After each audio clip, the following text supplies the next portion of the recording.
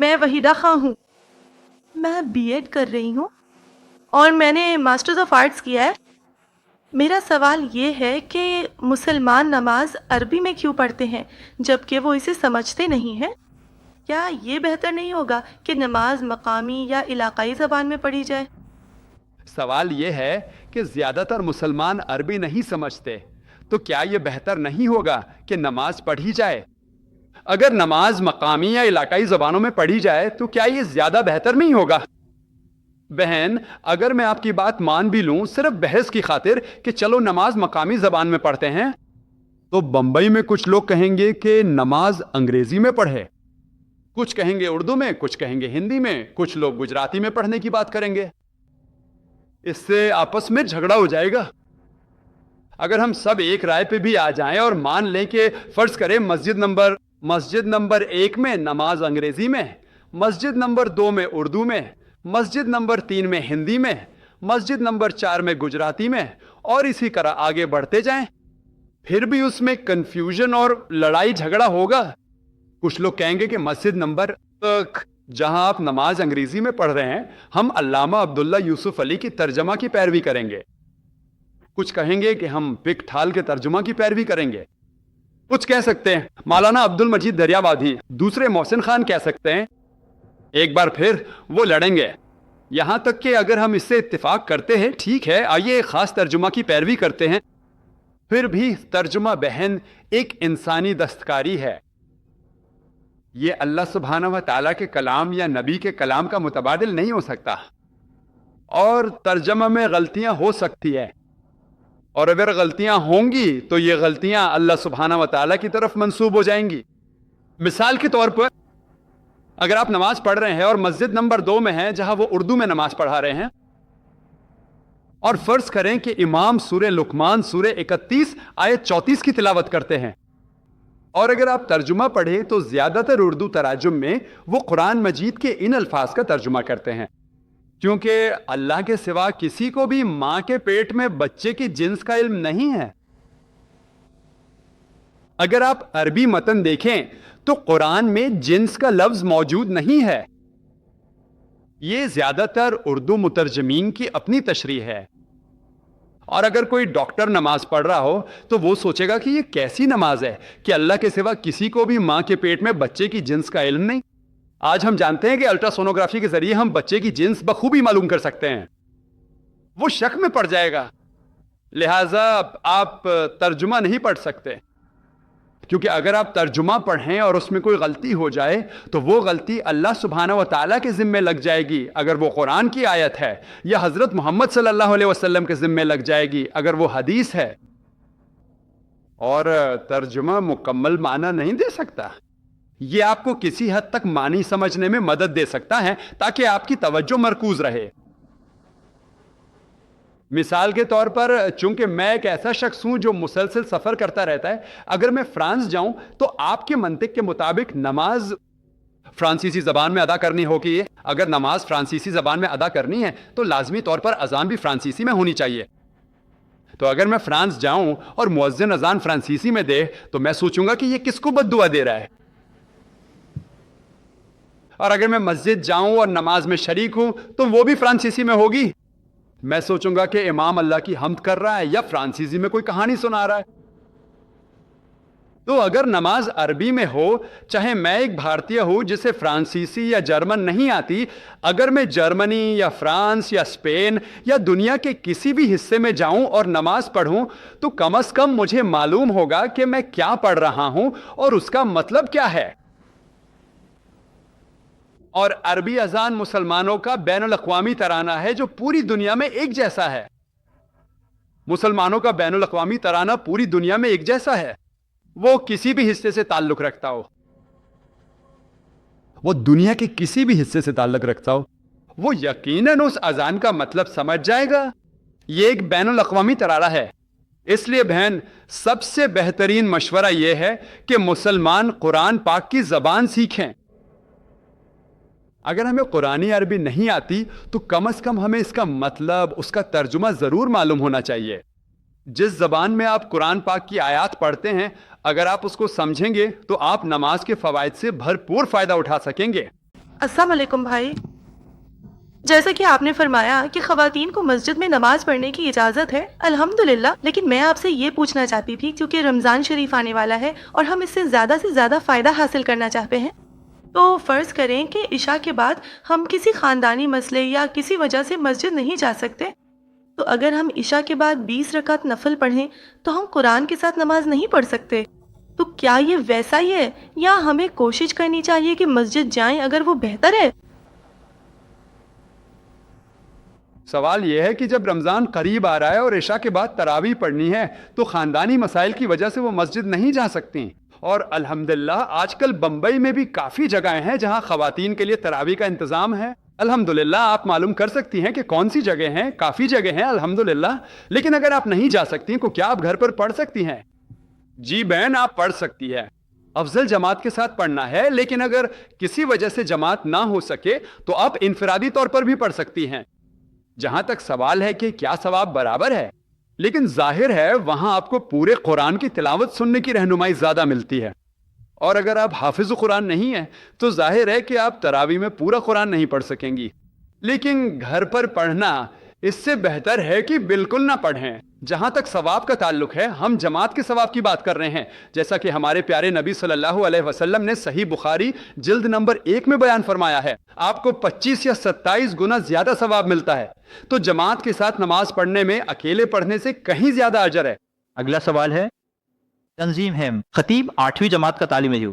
जैसा कि आपने कहा नमाज कंधे से कंधा मिलाकर पढ़नी चाहिए, क्या ख़वातीन को भी ऐसा ही करना चाहिए? नबी सल्लल्लाहु अलैहि वसल्लम का फरमान है कि नमाज में कंधे से कंधा मिलाकर खड़े हों। क्या ख़वातीन के लिए भी यही हुक्म है? जी हाँ, ख़वातीन को भी मस्जिद आने की इजाज़त है। लेकिन अगर आप कहें कि मर्द और औरत कंधे से कंधा मिला के खड़े होंगे तो ये दुरुस्त नहीं है, क्योंकि आज मेडिकल साइंस हमें बताती है कि औरत के जिस्मानी दर्जा हरारत 1 दर्जा ज़्यादा होता है। आप नरमी महसूस करेंगे और अल्लाह पर ज़्यादा तवज्जो देंगे। जब मर्द और ख़वातीन अपनी अपनी सफ़ों में खड़े हों तो वो कंधे से कंधा मिलाकर खड़े हों, लेकिन मर्द और औरत के दरमियान पर्दा होना चाहिए। और नमाज के बाकी तमाम उसूल मर्द और औरत के लिए एक जैसे है, लेकिन सहूलियात अलग और बराबर होनी चाहिए। मेरा नाम मोलक चंदाना है और मैं गैर मुस्लिम हूँ, और मैं आपसे एक सवाल पूछना चाहता हूँ। नमाज और दीगर मज़ाहिब की इबादतों में क्या फ़र्क है दूसरे मज़हब की पूजा और मास वगैरह में? और क्या दीगर तरीकों से इबादत या नमाज पढ़ने में कोई गलत बात है? भाई ने ये सवाल किया है कि मुसलमानों की नमाज और गैर मुस्लिमों की इबादत जैसे पूजा वगैरह में क्या फ़र्क है। फ़र्क क्या है भाई? सबसे बड़ा फ़र्क ये है कि जब हम नमाज पढ़ते हैं तो हम अल्लाह सुब्हानहू व तआला यानी खुदाए बुजुर्गो बरतर की इबादत करते हैं, और हम अल्लाह सुब्हानहू व तआला के तसव्वुर पर ईमान रखते हैं। फिर से अल्लाह सुब्हानहू व तआला के तसव्वुर पर मैंने इस लेक्चर में बात की थी जो मैंने बरनामा तशरी में दिया था, खुदाए बुजुर्गो बरतर का तसव्वुर। दूसरे मज़ाहिब में जिस चीज़ की वो इबादत करते हैं या जिसे वो खुदाए बुजुर्गो बरतर कहते हैं, हम उसे खुदाए बुजुर्गो बरतर नहीं मानते। मिसाल के तौर पे अगर कोई शख्स बुत परस्ती करता है तो हमारा मानना है कि जिस बुत की वो इबादत कर रहे हैं वो खुदाए बुजुर्गो बरतर नहीं है। जिस बुत की वो इबादत कर रहे हैं वो खुदाए बुजुर्गो बरतर नहीं है। और अगर आप सहीफे भी पढ़ें, हिंदू सहीफे, तो वो भी बुत परस्ती के खिलाफ है। हमें बतौर मुसलमान क्या करना चाहिए? जैसा कि कुरान मजीद फरमाता है, आओ इन बातों पर जो हमारे और तुम्हारे दरमियान मुश्तरक हैं। तो अगर मैं किसी हिंदू से बात कर रहा हूं और वो पूछे कि जो पूजा मैं बुत के सामने कर रहा हूं क्या वो सही है या गलत, तो मैं उसे कहूंगा कि अगर आप यजुर्वेद पढ़ें, बाब 32 आयत नंबर 3 में लिखा है कि इस खुदा की कोई तस्वीर नहीं बनाई जा सकती, तो जो कुछ आप कर रहे हैं वो गलत है। भगवत गीता बाब नंबर 7 आयत 19 से 23 में जिक्र है कि जो लोग मादा परस्त हैं वो देवी देवताओं और झूठे खुदाओं की पूजा करते हैं।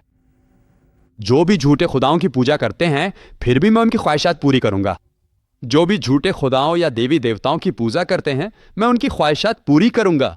जो भी झूठे खुदाओं की पूजा करेगा वो झूठे खुदाओं की सल्तनत में जाएगा। जो मेरी यानी सच्चे खुदा की इबादत करेगा वो मेरे पास आएगा। तो मैं एक मुसलमान होने के नाते गैर मुस्लिमों को तालीम दूंगा کہ جو کچھ آپ کر رہے ہیں، میں صرف قرآن کی بات نہیں کر رہا، بلکہ یہ آپ کی اپنی کتابوں کے مطابق بھی غلط ہے، آپ کی کتابوں کے مطابق بھی عبادت کا طریقہ غلط ہے۔ اگر میں کسی عیسائی سے بات کروں تو وہ اس طرح عبادت نہیں کرتا جیسا کہ بائبل میں سکھایا گیا ہے۔ بائبل کہتی ہے، جیسا کہ میں نے اپنی گفتگو میں ذکر کیا، تمام انبیاء جب عبادت کرتے تھے تو سجدہ کرتے تھے، نماز سے پہلے وہ اپنے آپ کو دھوتے تھے۔ موسیٰ نے دھویا، ہارون میں دھویا، اللہ ان سب پر سلامتی نازل کرے، وہ سجدہ کرتے تھے۔ لیکن آج جب عیسائی عبادت کرتے ہیں تو وہ اپنے آپ کو نہیں دھوتے، وہ سجدہ نہیں کرتے۔ تو سب سے پہلے میں انہیں یہ بتاؤں گا کہ وہ اپنی کتاب کے مطابق کیا نہیں کر رہے جو کہ درست ہے۔ اس کے بعد میں یہ بتاؤں گا کہ یہ اللہ سبحانہ و تعالیٰ کی آخری اور حتمی کتاب ہے، اور یہ آپ کو نماز پڑھنے کا بہترین طریقہ دکھاتی ہے۔ اور کچھ لوگ اس کے جواب میں یہ دلیل دیتے ہیں کہ وہ بت پرستی کیوں کرتے ہیں وغیرہ، جس پر میں اپنی پچھلی تقریر دنیا کے بڑے مذاہب میں خدا کا تصور میں بات کر چکا ہوں۔ آپ مکمل جواب کے لیے اس کیسٹ سے رجوع کر سکتے ہیں۔ نماز پڑھنے کے لیے سب سے موزوں لباس کون سا ہے؟ کرتا پاجامہ، پینٹ، شرٹ، ٹائی، اور کچھ اور چیزیں بھی لکھی ہوئی ہیں وغیرہ، کچھ اشیاء ہے۔ خورشید خان، لیکچرر۔ سوال یہ ہے کہ نماز کے لیے سب سے موزوں لباس کون سا ہے؟ نماز، کرتا پاجامہ، پینٹ، شرٹ، ٹائی وغیرہ؟ کم از کم شرط یہ ہے کہ عورت کے جسم کا پورا حصہ ڈھکا ہونا چاہیے، سوائے چہرے اور کلائی تک ہاتھ کے۔ لباس ڈھیلا ہونا چاہیے، تنگ نہیں ہونا چاہیے، شفاف نہیں ہونا چاہیے۔ یہ سب حجاب کی خصوصیات ہیں۔ مرد کے لیے کم از کم ناف سے گھٹنے تک جسم ڈھکا ہونا چاہیے، اگر اس سے زیادہ حصہ ڈھکا ہو تو وہ زیادہ بہتر ہے، جس میں کندھے بھی شامل ہیں۔ اب رہا سوال کہ کرتا پاجامہ بہتر ہے یا پینٹ یا ٹائی۔ جب تک آپ نماز کے لیے بیان کردہ کم از کم شرائط پوری کرتے ہیں جو صحیح حدیث میں آئی ہیں، آپ جو بھی لباس میں آرام دہ ہوں پہن سکتے ہیں۔ اگر میں کسی مغربی شخص سے کہوں کہ وہ کرتا پاجامہ پہنے تو وہ بے آرام ہوگا، تو نماز پڑھتے وقت وہ ادھر ادھر ہلتا رہے گا۔ اگر آپ کسی دیہاتی سے کہیں کہ وہ کوٹ اور ٹائی پہنے تو وہ بھی آرام دہ نہیں ہوگا، تو وہ بھی اسی طرح بے چین رہے گا۔ تو جب تک آپ حدیث میں بیان کردہ کم از کم شرائط پوری کرتے ہیں، آپ کوئی بھی کپڑے پہن سکتے ہیں، بس یہ شریعت کے خلاف نہ ہو۔ اگر وہ شریعت کے مطابق لباس ہے تو آپ وہ پہن سکتے ہیں۔ اگر ایسا نہیں ہے، مثلاً صلیب پہننا، تو آپ وہ چیزیں نہیں پہن سکتے جو کافروں سے مشابہت رکھتی ہوں۔ آپ صلیب پہن کر نماز نہیں پڑھ سکتے، یہ حرام ہے۔ لیکن اگر وہ کسی حرام چیز میں نہیں آتا اور تمام شرائط پوری کرتا ہے، چاہے آپ کرتا پہنے، چاہے شرٹ پہنے، چاہے پینٹ پہنے، جو بھی آپ کو آرام دہ لگے، آپ وہ لباس پہن سکتے ہیں۔ کیا میں ایک سوال پوچھ سکتا ہوں؟ کیا ہم غیر مسلم کے گھر میں نماز پڑھ سکتے ہیں؟ بہن نے سوال کیا ہے کہ کیا ہم غیر مسلم کے گھر میں نماز پڑھ سکتے ہیں؟ بہن، جیسا کہ میں نے پہلے کہا، ہمارے پیارے نبی صلی اللہ علیہ وسلم نے فرمایا، صحیح بخاری جلد نمبر 1 کتاب الصلاۃ باب 56 حدیث نمبر 429 میں مذکور ہے کہ پوری زمین میرے اور میرے ماننے والوں کے لیے نماز پڑھنے کی جگہ یعنی مسجد بنا دی گئی ہے۔ آپ دنیا میں کہیں بھی نماز پڑھ سکتے ہیں، بس جگہ صاف ہونی چاہیے۔ اور کچھ شرائط ہیں، جیسے اگر آپ غیر مسلم کے گھر میں نماز پڑھنا چاہیں تو پڑھ سکتے ہیں۔ دیکھ لیں کہ جگہ صاف ہو، یا پھر ایک صاف کپڑا لے کر اس پر نماز پڑھ لیں۔ یہ بھی دیکھ لیں کہ آپ کے سامنے کوئی ایسی چیز نہ ہو جو آپ کی توجہ ہٹائے، جیسے کوئی بت یا تصویر وغیرہ۔ آپ کے سامنے سترہ ہونا چاہیے، جیسا کہ ہمارے پیارے نبی صلی اللہ علیہ وسلم نے فرمایا، یا آپ دیوار سے کچھ فاصلہ چھوڑ دیں یا سترہ رکھ لیں۔ سترہ ایک نیزہ بھی ہو سکتا ہے، یہ صحیح بخاری میں ذکر ہوا ہے، یہ ایک نیزہ بھی ہو سکتا ہے۔ تو اگر آپ نماز کی شرائط پوری کر لیں تو آپ گھر میں بھی نماز پڑھ سکتے ہیں، جب تک جگہ صاف ہو اور آپ کے سامنے کوئی تصویر یا بت وغیرہ نہ ہو۔ میرا نام نیا رضام ہے اور میں پیشے کے لحاظ سے انجینئر ہوں۔ میرا سوال تقریباً وہی ہے جو شروع میں بہنوں کی طرف سے پوچھا گیا تھا کہ جمعہ خطبہ جو نماز کا حصہ نہیں ہے، کیا اس کا عربی زبان میں دینا لازمی ہے؟ پادری نے یہ سوال کیا ہے کہ کیا جمعے کا خطبہ عربی میں دینا لازمی ہے؟ علماء کے درمیان اس بارے میں اختلاف رائے پایا جاتا ہے، لیکن امام مالک رضی اللہ عنہ کے علاوہ باقی تمام علماء، جن میں امام ابو حنیفہ، امام شافعی، امام احمد بن حنبل اور دیگر اکثر علماء شامل ہیں رضی اللہ عنہم اجمعین۔ لیکن جمعے کے خطبے کی کم از کم شرط یہ ہے کہ اللہ سبحانہ و تعالیٰ کی حمد و ثنا، نبی اکرم صلی اللہ علیہ وسلم پر درود بھیجنا، اور جو عربی آیات جمعے کے خطبے میں پڑھی جاتی ہیں وہ کم از کم عربی میں ہونی چاہیے۔ باقی حصہ کسی بھی زبان میں ہو سکتا ہے۔ ایسی کوئی صحیح حدیث نہیں ہے جس میں نبی اکرم صلی اللہ علیہ وسلم نے فرمایا ہو کہ جمعہ کا خطبہ کسی اور زبان میں نہیں دیا جا سکتا، لیکن میں یہ ضرور جانتا ہوں کہ نبی اکرم صلی اللہ علیہ وسلم ہمیشہ خطبہ عربی میں دیتے تھے، اور اس کی وجہ یہ تھی کہ اس وقت عرب کے لوگ صرف عربی ہی سمجھتے تھے، تو چونکہ وہ عربی سمجھتے تھے اس لیے نبی اکرم صلی اللہ علیہ وسلم ہمیشہ خطبہ عربی میں دیتے تھے۔ لیکن کوئی حدیث یہ نہیں کہتی کہ آپ صلی اللہ علیہ وسلم نے لوگوں کو کسی اور زبان میں خطبہ دینے سے روکا ہو یا دوسروں کو اس بارے میں کچھ کہا ہو کہ کسی اور زبان میں خطبہ نہ دیا جائے۔ جمعہ کا خطبہ اس لیے دیا جاتا ہے تاکہ جماعت کو اللہ اور رسول کے احکامات کی طرف رہنمائی کی جائے، اور ساتھ ہی انہیں کمیونٹی میں ہونے والے تازہ ترین واقعات کے بارے میں بھی کچھ رہنمائی دی جائے۔ مختصر یہ کہ اس کا مقصد مسلم امت کی رہنمائی اور نصیحت کرنا ہے۔ یہ غیر منطقی بات ہوگی کہ میں کسی شخص کو ایسی زبان میں رہنمائی دوں جو وہ سمجھتا ہی نہ ہو، تو فطری بات ہے کہ جب آپ رہنمائی دیں تو اسی زبان میں دیں جو وہ سمجھتا ہو۔ اگر آپ امریکہ جائیں تو وہاں بہت سی مساجد میں جمعہ کا خطبہ انگریزی میں دیا جاتا ہے۔ دنیا بھر کی بہت سی مساجد میں خطبہ مقامی زبان میں دیا جاتا ہے۔ امریکہ، کینیڈا، برطانیہ اور جنوبی افریقہ میں بہت سی مساجد میں خطبہ انگریزی میں ہوتا ہے۔ اگر آپ عرب ممالک جائیں تو چونکہ لوگ عربی سمجھتے ہیں اس لیے وہاں خطبہ عربی میں دیا جاتا ہے۔ لیکن پچھلے مہینے جب میں کویت گیا، حالانکہ کویت کے زیادہ تر لوگ عربی سمجھتے ہیں، پھر بھی کچھ مساجد میں خطبہ انگریزی میں تھا، کچھ میں اردو میں، اور کچھ میں یہاں تک کہ ملیالم اور دیگر زبانوں میں بھی تھا۔ اس کے لیے حکومت نے خصوصی اجازت دی ہے تاکہ غیر ملکی افراد، یعنی وہ لوگ جو کویت کے رہائشی نہیں ہیں، جو باہر سے کویت میں روزگار کے لیے آتے ہیں، انہیں مقامی زبان میں رہنمائی مل سکے۔ تو خطبہ کسی بھی زبان میں دیا جا سکتا ہے، لیکن شرط یہ ہے کہ اللہ سبحانہ و تعالیٰ کی حمد و ثنا عربی میں ہونی چاہیے۔